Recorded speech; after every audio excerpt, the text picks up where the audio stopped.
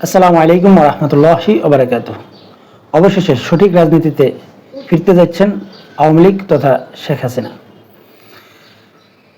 আপনারা প্রত্যেকে জানেন চিন্ময় কৃষ্ণ দাসকে গ্রেপ্তার করা নিয়ে যেই চট্টগ্রামে যে অনাকাঙ্ক্ষিত ঘটনাটা ঘটিয়েছে এই ইসকনের সদস্যরা, এই বিষয়টা নিয়ে আসলে মুখ খুললেন শেখ হাসিনা এবং তার প্রথম বিবৃতি এটি। তিনি কি বলেছেন একটু পড়ে শোনাই। চট্টগ্রামে আইনজীবী সাইফুল ইসলাম আলিফ হত্যাকাণ্ডের প্রতিবাদ জানিয়েছেন আওয়ামী লীগ সভাপতি শেখ হাসিনা। আইনজীবীকে পিটিয়ে হত্যা করা জঙ্গিবাদী আচরণ বলে মনে করেন তিনি। আজ বৃহস্পতিবার দেওয়া এক বিবৃতিতে এইসব কথা বলেন আওয়ামী লীগ সভাপতি, যেটি আওয়ামী লীগের ভেরিফাইড ফেসবুক পেজে পোস্ট করা হয়। সংঘর্ষ চলাকালে আদালত এলাকায় প্রবেশ মুখে রঙ্গম টাওয়ার এলাকায় একদল দুর্বৃত্ত রাষ্ট্রপক্ষের আইনজীবী সাইফুল ইসলাম আলিফকে কুপিয়ে হত্যা করে। ঘটনার 2 দিন পরে প্রতিবাদ জানিয়ে বিবৃতি দেন আওয়ামী লীগ সভাপতি শেখ হাসিনা। হত্যাকাণ্ডে জড়িতদের শাস্তি দাবি জানিয়ে তিনি বলেন, এই হত্যাকাণ্ডের সঙ্গে যারা জড়িত তাদের খুঁজে বের করে দ্রুত শাস্তি দিতে হবে।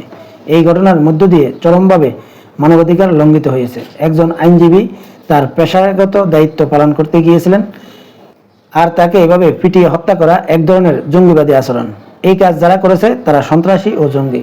তারা যেই হোক না কেন শাস্তি তাদের পেতেই হবে। তিনি আসলে পোস্টটা অনেক লম্বা এবং তিনি ডক্টর ইউনূস সরকারকে অবৈধ সরকার হিসেবে আখ্যায়িত করেছেন বা আরও অন্যান্য বিষয় নিয়েও কথা বলেছেন। আসলে এই বক্তব্য থেকে আমি যেটা প্রথমে বললাম যে অবশেষে শেখ হাসিনার রাজনীতি সঠিক পথে। এর কারণ হচ্ছে 5 আগস্ট শেখ হাসিনার পতনের পর বা আওয়ামী লীগ সরকারের পতনের পর প্রতি বিপ্লব ঘটানোর জন্য অনেকগুলো কলাকৌশল কিন্তু অবলম্বন করেছিল আওয়ামী লীগ, এবং বিভিন্ন জায়গায় যে অপ্রীতিকর যে ঘটনাগুলো ঘটছে এই ঘটনাগুলোর কারণে আসলে সব দায়ভার কিন্তু আওয়ামী লীগের দিকে যাচ্ছে। এখন একটা রাষ্ট্র বা একটা দল যদি গণতান্ত্রিক রাষ্ট্র হয় তাহলে বুঝে নিতে হবে সেখানে জনগণের ম্যান্ডেট নিয়ে আসলে ক্ষমতায় থাকতে হয়। আওয়ামী লীগ অতীতে যে ভুলগুলো করেছে এই ভুলগুলো যদি শুধরিয়ে তারা যদি সঠিক পথে আসে এবং তাদের যে অতীতের যে রাজনীতি বা শেখ হাসিনা যেভাবে রাজনীতি শুরু করেছেন আবার যদি সেভাবেই শুরু করেন, হয়তো আওয়ামী লীগের জন্য এটা সবচাইতে বেটার হবে।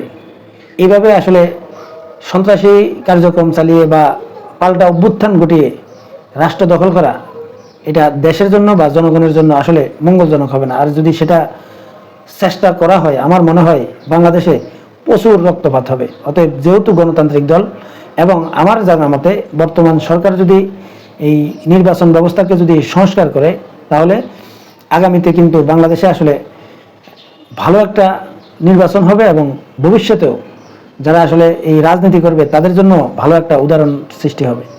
কোনো রাজনৈতিক দল যদি আসলে পিছনের রাস্তা দিয়ে ক্ষমতায় যেতে চায় তাহলে বুঝতে হবে যে ওই দেশটা কিন্তু ভালো থাকবে না।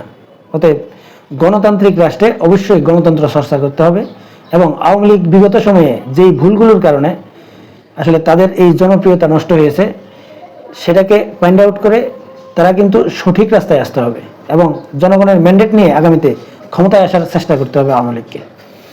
কিন্তু বিগত 5 তারিখের পর শেখ হাসিনার যে কল রেকর্ডগুলো ভাইরাল হয়েছিল, আমার কেন জানি মনে হচ্ছে যে এই কল রেকর্ডগুলো যদি সঠিক হয় তাহলে এটা আওয়ামী লীগের জন্য কখনো কল্যাণকর বয়ে আনবে না। এগুলো আওয়ামী লীগের জন্য ক্ষতির কারণ হবে। কারণ বাংলাদেশের মানুষ বা কোনো রাষ্ট্রের মানুষ আসলে কোনো রকম প্রতিহিংসা বা উস্কানিমূলক কোনো বক্তব্য গ্রহণ করে না। আর যদি মিথ্যা হয় তাহলে আমি মনে করি এটাই হওয়া উচিত। কারণ শেখ হাসিনার বক্তব্য যদি এরকম হয় বা এরকম উগ্র হয় এটা আমাদের রাষ্ট্রের জন্য, আমাদের বাংলাদেশের জন্য এটা ক্ষতির কারণ হবে। এবং এখন যে বিবৃতিগুলো তিনি দিয়েছেন এই বিবৃতিটা আমার কাছে খুবই পছন্দ হয়েছে এবং পজিটিভ মনে হয়েছে যে আওয়ামী লীগ হয়তো তাদের অতীতের ভুলগুলো বুঝতে পেরে এখন সঠিক রাজনীতি করছে বলে আমার মনে হচ্ছে। এবার আসি তিনি চিন্ময় কৃষ্ণ দাসকে নিয়ে বা তাকে গ্রেপ্তার নিয়ে আসলে কি বলেছেন। চিন্ময় কৃষ্ণ দাস ব্রহ্মচারীকে অন্যায়ভাবে গ্রেপ্তার করা হয়েছে দাবি করে শেখ হাসিনা বলেন, সনাতন ধর্মাবলম্বী সম্প্রদায়ের একজন শীর্ষ নেতাকে অন্যায়ভাবে গ্রেপ্তার করা হয়েছে, অবিলম্বে তাকে মুক্তি দিতে হবে। চট্টগ্রামে মন্দির পুড়িয়ে দেওয়া হয়েছে। ইতিপূর্বে মসজিদ, মাজার, গির্জা, মাঠ ও আহমেদিয়া সম্প্রদায়ের ঘরবাড়ি আক্রমণ করে ভাঙচুর ও লুটপাট করে আগুনে পুড়িয়ে দেওয়া হয়েছে। সব সম্প্রদায়ের মানুষের ধর্মীয় স্বাধীনতা ও জানমালের নিরাপত্তা নিশ্চিত করতে হবে। এই বিবৃতিটা আমার আসলে পছন্দ হয়নি। তিনি এর আগে বিবৃতি দিয়েছেন যে আইনজীবীকে হত্যার দায়ে যারাই করুক তাদেরকে আইনের আওতায় আনতে হবে এবং কঠিন বিচার দিতে হবে। কিন্তু এই ভিডিও ফুটেজ দেখে দেখে যাদেরকে অ্যারেস্ট করা হয়েছিল সেখানে কিন্তু আওয়ামী লীগের প্রায় 6 জন কর্মীকে কিন্তু শনাক্ত করা হয়েছে, এরা আওয়ামী লীগের কর্মী ছিল। তাহলে বুঝতে হবে হয়তো এই চিন্ময় কৃষ্ণ দাসের সমর্থক যারা, তারা এই জঙ্গি কর্মকাণ্ডটা ঘটিয়েছে, আর না হয় আওয়ামী লীগ করেছে। এখন যদি চিন্ময় কৃষ্ণ দাস যদি সত্যিকার অর্থে যদি নিরপরাধ হয় তাহলে নিশ্চয়ই এটা আওয়ামী লীগের কাজ। তাহলে তার প্রথম বক্তব্য এবং পরের বক্তব্যটা আমার কাছে সাংঘর্ষিক মনে হয়েছে। কারণ হচ্ছে এই হত্যাকাণ্ড ঘটানো হয়েছে এই চিন্ময় কৃষ্ণ দাসকে গ্রেপ্তার নিয়ে, অতএব এই দায়ভার অবশ্যই চিন্ময় কৃষ্ণ দাসের। এবং চিন্ময় কৃষ্ণ দাস কিন্তু অনেক ভুলভাল তথ্য দিয়েছে যে বাংলাদেশের হিন্দু সম্প্রদায়ের উপরে এই হচ্ছে সেই হচ্ছে, এগুলো সম্পূর্ণ অসত্য ছিল। এখনও যদি শেখ হাসিনা যদি সেগুলোই বলেন বা তার পক্ষ নেন, আমার মনে হয় বাংলাদেশের সাধারণ মানুষ এখন এই চিন্ময় কৃষ্ণ দাসের পক্ষ নেওয়াটাকে ভালো চোখে দেখবে না, এবং আওয়ামী লীগের যারা সমর্থক রয়েছে তারাও এটাকে ভালো চোখে দেখবে বলে মনে হয় না। সাবেক প্রধানমন্ত্রী বলেন, আওয়ামী লীগের অগণিত নেতাকর্মী, ছাত্র জনতা ও আইন শৃঙ্খলা বাহিনীর সদস্যদের হত্যা করার পর চলছে হামলা, মামলা ও গ্রেপ্তারের মাধ্যমে হয়রানি। আমি এইসব নৈরাজ্যবাদী ক্রিয়াকলাপের তীব্র নিন্দা ও প্রতিবাদ জানাচ্ছি।